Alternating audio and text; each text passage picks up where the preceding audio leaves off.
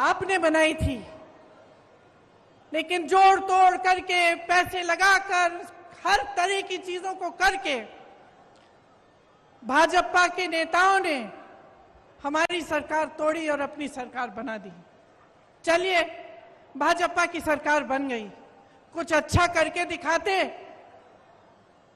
तो कम से कम कुछ फायदा होता आपका। लेकिन मुझे खुद ताज्जुब हुआ, आज मैं अपने नोट पढ़ रही थी यहां आने के लिए, भाषण देने के लिए, तो मैं पढ़ रही थी कि कितनी बेरोजगारी है, खनन घोटाला, कोरोना घोटाला, बिजली विभाग का घोटाला, ई टेंडर का घोटाला, टीवी सेट वितरण का घोटाला, कितने सारे घोटाले हैं, इतनी लंबी लिस्ट है घोटालों की।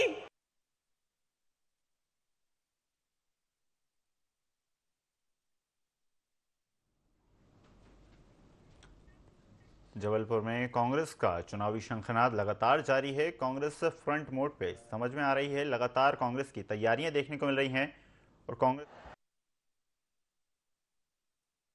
पर पहुंची हैं और नर्मदा आरती से इसका शुभारंभ किया गया। कार्यक्रम में कमलनाथ, साथ ही साथ पूर्व मंत्री तरुण भनौत और कई मंत्री और विधायक शामिल रहे।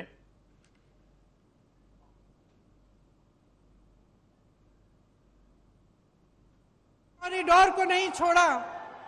एक पुजारी जी है महाकाल के, मेरा उनसे संपर्क है, उन्होंने मुझे वीडियो भेजा कि तेज हवा चल रही है और जितनी इमारतें इन्होंने बनाई है सारी गिर रही हैं, क्योंकि उसमें भी घोटाला किया, उसमें भी किसी ने पैसे खाए हैं। तो कहां रुकेंगे ये लोग? और जो आपकी संस्कृति है, जो यहाँ के संस्कार हैं, उनका आप याद कब दिलाएंगे नेताओं को, ये मैं आपसे पूछना चाहती हूँ। 220 महीनों के शासन में 225 घोटाले किए हैं इन्होंने, तकरीबन हर महीने एक नया घोटाला कर रहे हैं।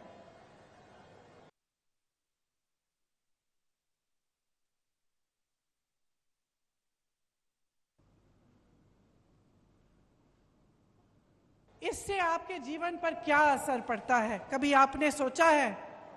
हम सब कहते हैं, टीवी पे देख लेते हैं कि चलो घोटाला हो रहा है, कोई पैसे कमा रहा है, कहीं पे कोई नेता अपना बड़ा बड़ा महल बना रहा है, तो हम ये भी सोच सकते हैं भाई हमारा क्या, वो कमा रहा है, ठीक है कमा रहा है। लेकिन इसका बहुत बड़ा असर आप पे पड़ता है। जो भ्रष्टाचार होता है, इसका सबसे बड़ा असर पब्लिक पर ही पड़ता है, क्योंकि जहां पे सरकार का ध्यान होना चाहिए, मंत्रियों का ध्यान होना चाहिए, वहां से ध्यान हटता है। सिर्फ जब लूट और सत्ता में ध्यान रहता है तो पब्लिक का ध्यान नहीं रहता। जहां विकास के कार्य करने पड़ते हैं, पैसे उनमें डलने चाहिए, पूंजी उसमें डलनी चाहिए, वो नहीं डलती।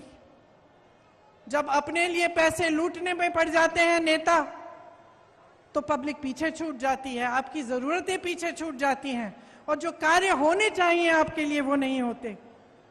18 सालों से ये सत्ता में है, तो आप सोचिए, जब इतने सालों से कोई सत्ता में रहता है तो एक आलस सा हो जाता है।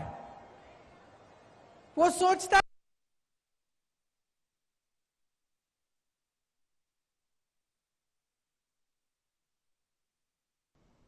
संस्कार धानी में प्रियंका गांधी ने एक बड़ी जनसभा को निकलेगा नहीं सत्ता से, और ये इनके व्यवहार में स्पष्ट दिखने लगा है। जैसे कुछ दिनों पहले यहां आकर उन्होंने एक महिलाओं के लिए एक अनाउंसमेंट की, तो इसलिए की क्योंकि 6 महीने में चुनाव आ रहा है। भाई तुम्हारी 5 साल से सरकार थी, 3 साल से तुम चले आ रहे हो, सरकार चला रहे हो, तो तुमने ये घोषणा पहले क्यों नहीं की? इस समय करने की क्या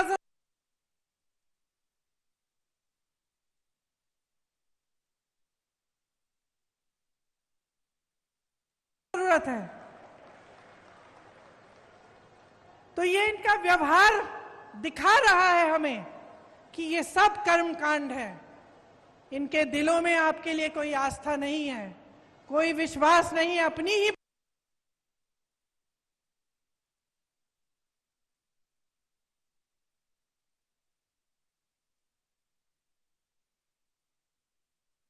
बातों पर यहां आकर घोषणाएं करते हैं, उन्हें पूरा नहीं करते। बड़ी बड़ी बातें होती हैं, डबल इंजन, ट्रिपल इंजन,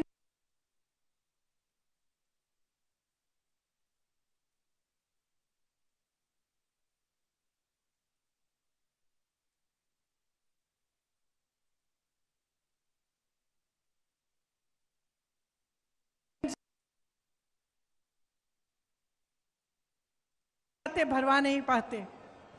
आप सब्जी खरीदने के लिए दुकान जाती हैं तो आधी चीजें आप बगैर खरीदे ही वापस आ जाती हैं।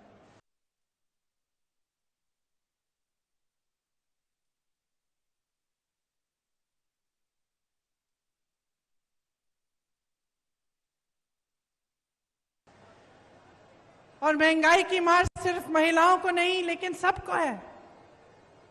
किसानों को देखिए, पेट्रोल डीजल के दाम इतने बढ़ गए हैं, जो भी इस्तेमाल करना पड़ता है, चाहे खाद हो चाहे कुछ भी हो, सब महंगा पड़ गया है। बहुत ज्यादा महंगाई हो गई है आपके प्रदेश में, भयंकर।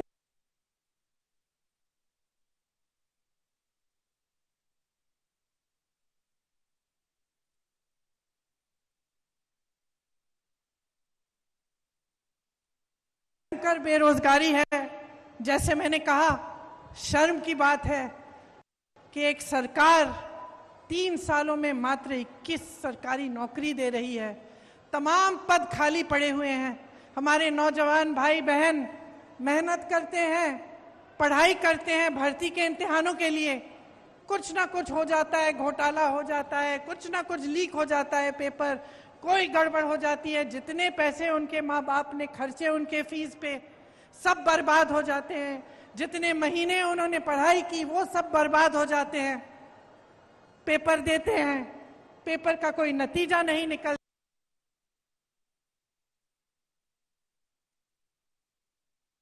कोई नौकरी नहीं मिलती, पद खाली पड़े हैं, नौजवान खाली पड़े हैं।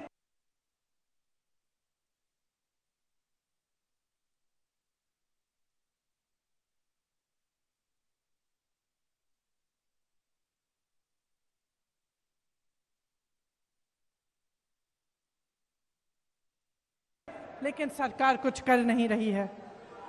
आदिवासियों की दुर्दशा हो गई है आपके प्रदेश में। आपको याद होगा कि इंदिरा जी कितना काम करती थी आदिवासियों के लिए, पिछड़े वर्गों के लिए, और आज आपकी दुर्दशा है। अत्याचार बढ़ रहे हैं, चाहे बुजुर्गों पे, चाहे बच्चों पे, चाहे आदिवासियों पे, चाहे दलितों पे। तो तमाम जो जितने भी आंकड़े हैं, जो सब कुछ दिखा रहा है आपको, जो आप अपने अनुभव से आप देख रहे हैं अपने जीवन में, वो कुछ कह रहा है। और मीडिया, इश्तिहार, बड़े बड़े पोस्टर, बड़ी बड़ी होर्डिंग कुछ और कह रहे हैं। मुझे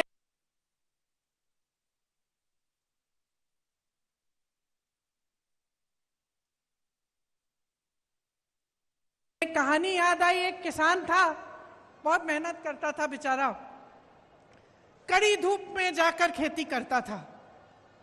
लेकिन उसकी एक आदत थी, सुबह निकलने से पहले छोटा सा पुराना टीवी था उसका, टीवी में वो खबर देख लेता था। तो एक दिन बड़ी धूप थी, खबर में आया कि बारिश आने वाली है। तो उसने कहा चलो आज सिंचाई नहीं करेंगे, आज तो खूब बारिश आएगी।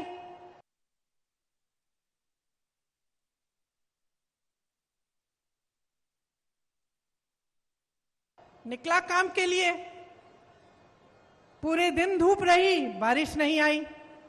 उसने सोचा चलो खबर गलत होगी, कल सिंचाई कर लेंगे। घर आ गया, अगले दिन फिर निकला, फिर खबर देख ली, फिर खबर में आया कि बारिश आने वाली है।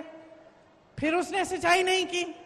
ऐसे 5, 6, 7 दिन गुजर गए और वो इसी इंतजार में रहा कि भाई आज बारिश आएगी। बारिश नहीं आई, खेती एकदम सूख गई। घर आके रोने लगा। तो फिर रोने लगा, अपने गुरुजी के पास गया कि भाई मैं तो इंतजार कर रहा था, मेरा सारा खेत सूख गया, मैं क्या करूं? तो उसके गुरुजी ने उसको कहा, अरे मूर्ख, तुमने अपने अनुभव से नहीं देखा क्या हो रहा था? तुम्हारे सामने तुम्हारा खेत सूख रहा है और तुम इंतजार कर रहे हो कि बारिश आएगा क्योंकि खबर ने कह दिया। तो यही तो हो रहा है आज देश में, प्रदेश में। महंगाई बढ़ गई, बेरोजगारी बढ़ गई, अत्याचार बढ़ रहे हैं, आपस में फूट बढ़ रहा है, और आपको बताया जा रहा है कि कोई सुनहरा दौर चल रहा है। आप गैस का सिलेंडर खरीद नहीं सकते, आपके बच्चों को नौकरी नहीं मिल रही है।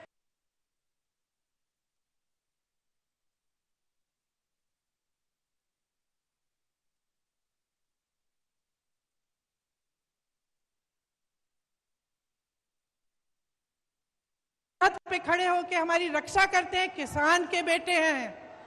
किसान के लिए सरकार ने कुछ नहीं किया। फसल का दाम नहीं मिलता, गेहूं, धान, सोयाबीन, सब्जियों का दाम नहीं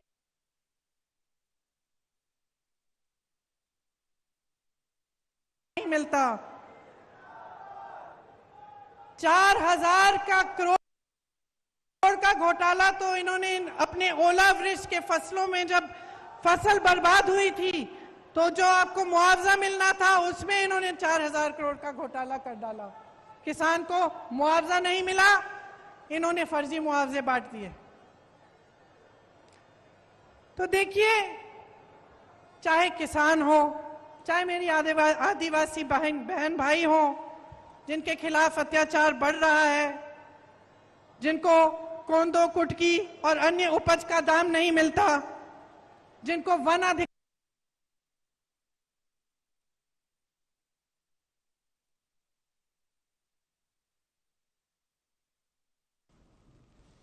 जबलपुर में कांग्रेस का चुनावी शंखनाद, जिसमें कांग्रेस महासचिव प्रियंका गांधी शामिल हुईं। इस दौरान प्रियंका गांधी ने भारतीय जनता पार्टी पर जमकर निशाना साधा। साथ ही मध्य प्रदेश में चलाई जा रही लगातार जिस तरह से मध्य प्रदेश सरकार लाडली बहना योजना को लेकर खास तौर से लगातार प्रचार प्रसार कर रही है, प्रियंका गांधी ने इस योजना पर प्रहार किया और कहा कि ये योजना अब तक क्यों याद नहीं आई।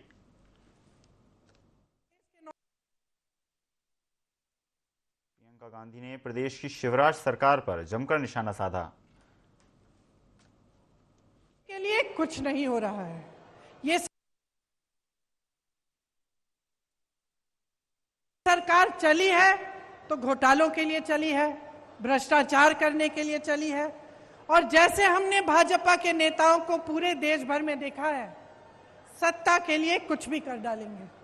मुझे अफसोस है कि मध्य प्रदेश के हमारे भी कुछ ऐसे नेता थे जो सत्ता की वजह से छोड़ के चले गए, अपनी विचारधारा भूल गए।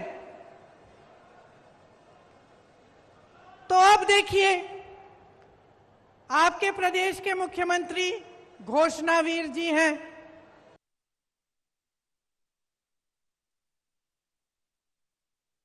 अठारह सालों में इन्होंने 22,000 घोषणाएं की।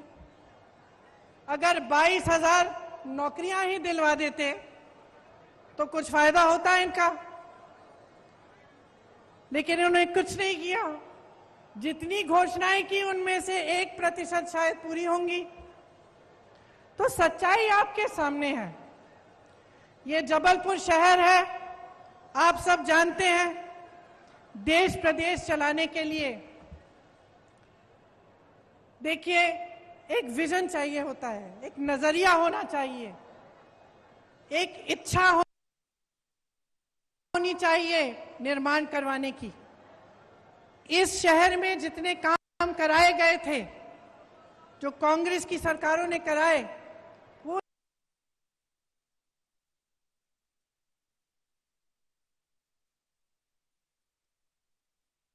कांग्रेस का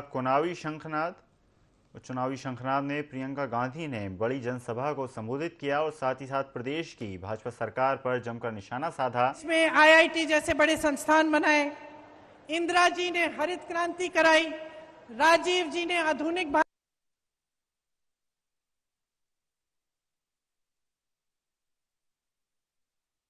प्रियंका गांधी ने प्रदेश में जबलपुर में जनसभा को संबोधित करते हुए भाजपा सरकार पर जमकर निशाना साधा। साथ ही भारतीय जनता पार्टी की चलाई जा रही योजनाओं पर भी निशाना साधते हुए कहा कि जिस तरह से प्रदेश में लगातार योजनाओं को लेकर घोषणा की गई, उतनी अगर नौकरियां बांट दी गई होती तो प्रदेश की जनता का भला होता। कार्यक्रम में बड़ी संख्या में कांग्रेस के वरिष्ठ नेता शामिल हुए। पूर्व सीएम कमलनाथ, अजय सिंह, गोविंद सिंह, साथ ही साथ विवेक तनखा भी इस कार्यक्रम में शामिल हुए। कार्यक्रम की शुरुआत में प्रियंका गांधी ने नर्मदा आरती में आस्था रखती है, तो जो सत्ता में आस्था रखते हैं वो कभी आपकी सुनवाई नहीं करेंगे। कांग्रेस पार्टी आपकी सुनवाई करती है। जहां जहां हमारी सरकारें हैं, आप खुद देखिए और खुद आकलन करिए कि जो कहा है वो किया है कि नहीं। अभी अभी कर्नाटका में सरकार बनी है, 5 गारंटी दिए थे, 5 के 5 गारंटी कैबिनेट में पास हुए हैं। राजस्थान में पुराना पेंशन लागू है। तमाम ऐसी स्कीमें हैं जिनका वादा चुनाव में किया था, आज लागू हो रही हैं। यहां बगल में छत्तीसगढ़ है। छत्तीसगढ़ में सबसे ज्यादा किसानों को धान का दाम मिल रहा है पूरे देश भर में। छत्तीसगढ़ में भी पुरानी पेंशन लागू है। आप हिमाचल को देखिए, जो वादे किए वो पूरे करने जा रहे हैं। इसीलिए मैं आग्रह करती हूं कि आप जागरूक बनिए और जो सच्चाई है उसको पहचानिए। आपके सामने जो हो रहा है, आप जीवन में जो संघर्ष कर रहे हैं, वो संघर्ष बढ़ रहा है, इसको समझिए। और ये देखिए कि कांग्रेस पार्टी के नेता, कांग्रेस पार्टी की सरकारें अपने प्रदेशों में क्या कर रही हैं। और आपको खुद समझ में आ जाएगा कि जब कांग्रेस की सरकार मध्य प्रदेश में आई थी, जिससे पहले कि भाजपा ने उसको गिराकर ये सरकार बनाई, तब उन्हीं 1.5 सालों में कितना काम किया गया। 27 लाख किसानों का 11,600 करोड़ कर्ज माफ किया उन 1.5 सालों में। सामाजिक सुरक्षा पेंशन को 300 रुपए से 600 रुपए तक बढ़ाया गया था। 1 करोड़ परिवारों को 100 रुपए में 100 यूनिट बिजली योजना का फायदा हुआ था। 1000 गौशालाओं का निर्माण हुआ था। आदिवासियों के लिए 12,000 बर्तन बैंक बनाए गए थे। ये सब काम 1.5 साल में कांग्रेस की सरकार ने किया और आज भी ऐसे ही काम कांग्रेस की सरकारें जहां जहां उनकी सरकार है वहां पे कर रही हैं। तो बहनों और भाइयों, हम आपके सामने कुछ ऐसे गारंटी लाए हैं जिनके बारे में अब आपको मैं बताऊंगी, जो हम 100% लागू करेंगे। ये मेरा वादा है आपको। यही वादा मैंने कर्नाटका में किया, यही वादा कर्नाटका के नेताओं ने किया, राहुल गांधी जी ने किया और कर्नाटका की सरकार बनते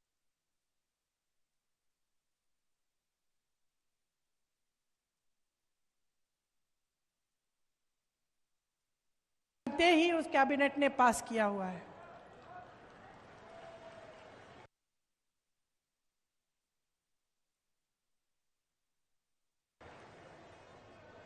हर महीने महिलाओं को 1500 रुपए प्रति माह दिलवाया जाएगा। गैस का सिलेंडर 1000 रुपए का नहीं, 500 रुपए का आपको मिलेगा। आपके लिए 100 यूनिट बिजली माफ होंगे, सबके लिए 200 यूनिट बिजली बिल की हाफ होगी।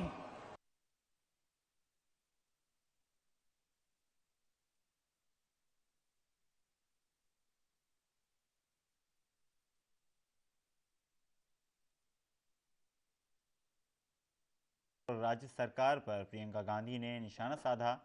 जनसभा को संबोधित करते हुए प्रियंका गांधी ने कई बड़ी घोषणाएं मतलब आधी। हम मध्य प्रदेश में भी पुराना पेंशन लागू करेंगे। आपका दर्द हम समझते हैं, कर्मचारियों का दर्द हम समझते हैं। आप देखिए इन्होंने क्या नहीं किया। आर्मी में भी इन्होंने 4 साल का वो कर दिया है, कर्मचारियों का पेंशन कटवा दिया है। तो हम कह रहे हैं कि सरकारी कर्मचारी सारे सुन लें, पुरानी पेंशन लागू होगी। जो किसान कर्ज माफ करने का काम हमने शुरू किया था उसको पूरा करेंगे और जो बचे हुए किसान हैं उनका ऋण माफ किया जाएगा। ये हमारी गारंटी है। और देखिए, दिल से मैं कह रही हूं कि बहुत साल हो गए, केंद्र में 9 साल हो रहे हैं, आपके प्रदेश में 18 साल हो रहे हैं। ये राजनीति बहुत आगे बढ़ चुकी है जो आपको नकार रही है। आपकी जरूरतों को नकार रही है। हर बार आपके जज्बातों को उभारा जाता है, इधर उधर की बातें की जाती हैं। कमलनाथ जी ने कहा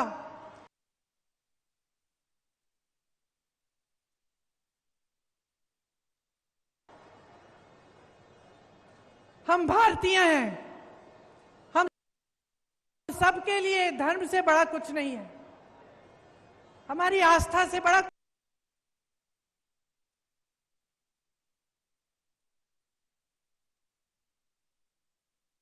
कुछ नहीं है। चाहे हम किसी भी धर्म के हो, हम उसे दिल में मानते हैं, वो हमारे लिए सर्वोपरि है। लेकिन उसका मतलब ये नहीं है कि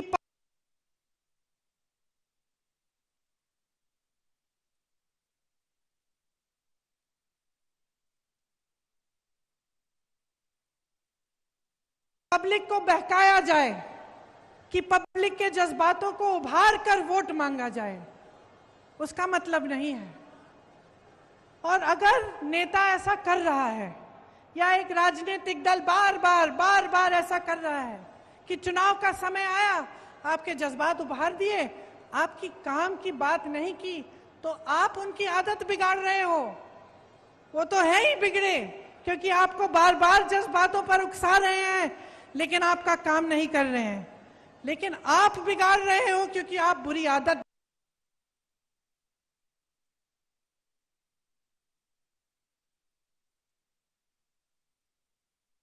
डलवा रहे हो। उस नेता को कभी ये एहसास नहीं होगा कि अगर वो आपका काम नहीं करेगा तो उसको सत्ता छोड़नी पड़ेगी।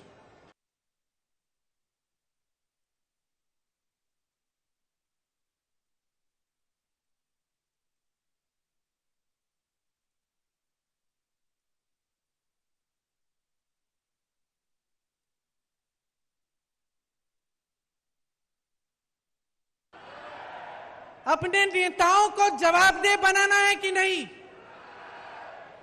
बनाना है ना?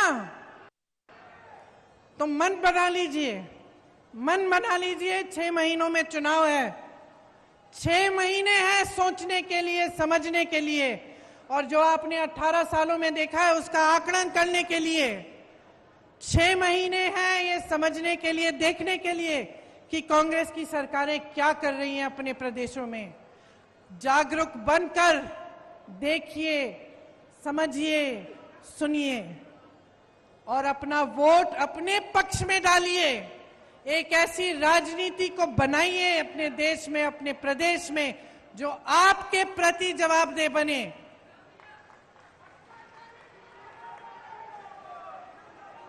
बहुत हो गया ये भ्रष्टाचार, आपको गुमराह करने का बहुत काम हो गया। आप नेताओं को मजबूर करिए कि जब इस मंच पे खड़े होते हैं तो आपके सामने सच बोले, नहीं तो आप उनको सत्ता से निकाल देंगे। यही आग्रह है मेरा आपसे। और खामखा चुनाव की वजह से मैं यहां खड़े होकर किसी की आलोचना करने नहीं आई हूं। मैं सिर्फ आपको जागरूक करने आई हूं। मैं आपसे वोट मांगने नहीं आई हूं, मैं आपसे जागरूकता मांगने आई हूं। क्योंकि मैं जानती हूं कि कितने संघर्ष के साथ, कितनी मुसीबतों का सामना करके कितनी मुश्किल से निर्माण होता है। किसी चीज को बनाने में क्या नहीं लगता, खून पसीना लगता है। मेरे परिवार के सदस्यों ने खून दिया है इस देश को बनाने के लिए। तो मैं जानती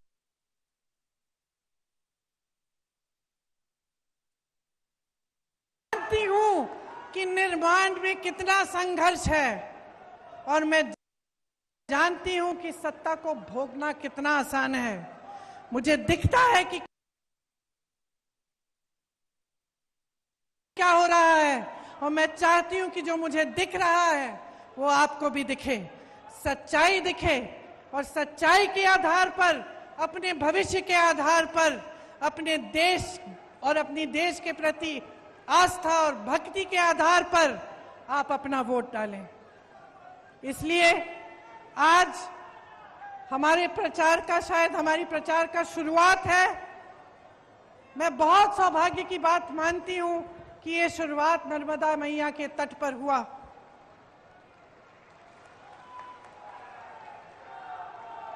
क्योंकि हम सब जो यहाँ पे बैठे हैं इस मंच पर, नर्मदा मैया के तट से आए हैं। हम झूठ नहीं बोलेंगे आपके सामने। हमारी एक ही सच्चाई है, हम देश के लिए समर्पित हैं, आपके लिए समर्पित हैं, और पूरी निष्ठा से, प्रेम से आपके लिए दिन रात काम करेंगे। आप सबको बहुत बहुत धन्यवाद कि आपने मेरी कुछ लंबी बातों को इतने ध्यान से सुना। मेरी आशा है कि इन पर ध्यान में आप घर जाकर भी देंगे और थोड़ा समझने की कोशिश करेंगे कि आपकी भलाई के लिए ही मैंने ये सब बातें कही। बहुत बहुत धन्यवाद। जय हिंद।